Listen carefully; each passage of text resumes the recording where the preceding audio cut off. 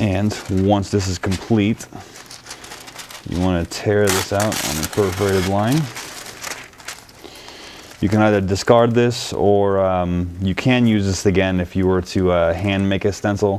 For example, you can actually take a photograph or a drawing or a line drawing, lay this directly on top of this sheet of paper, the carbon paper, like this, and you can actually trace the line drawing directly onto the carbon paper. And what it does is it transfers the image wherever you press on this paper directly onto the back of the paper that you're using.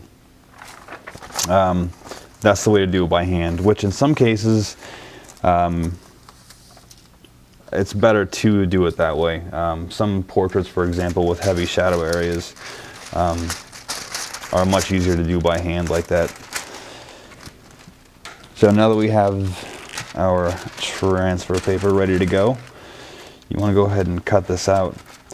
Now, the less material you have around the perimeter of the actual artwork, the better, because what happens is your skin is a three-dimensional object. It's not flat, and paper does not naturally want to lay flat on the surface of it. The more material you have, the easier it's going to be for the paper to actually crumple up and distort your drawing and put folds and little negative spots in it. So what you want to do is trim this out. Keep it pretty close to the edge of the drawing.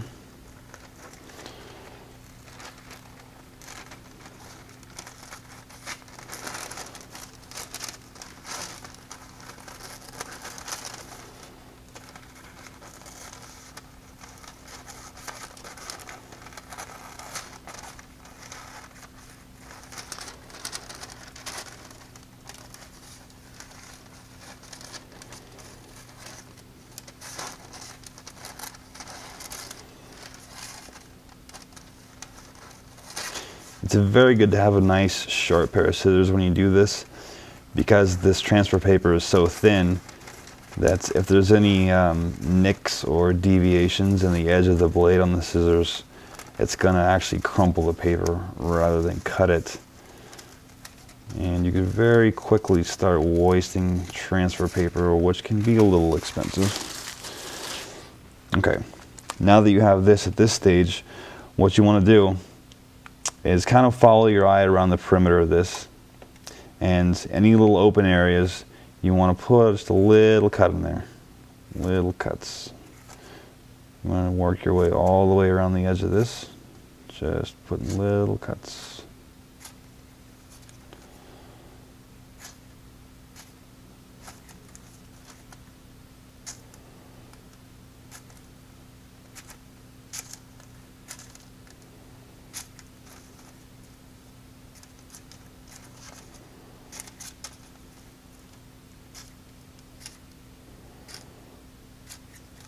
Okay, now what that does basically, when you go to lay this down on the skin and you apply your stencil solution, whether you're using you know, a deodorant or a green soap or stencil stuff, there's a lot of different options available for that.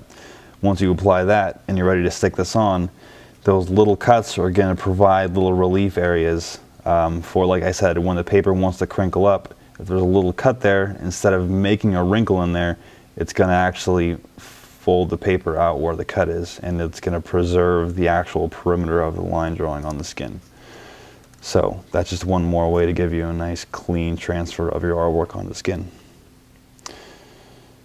And that is pretty much all the bases covered on how to go from a concept to a drawing to a perfectly good stencil.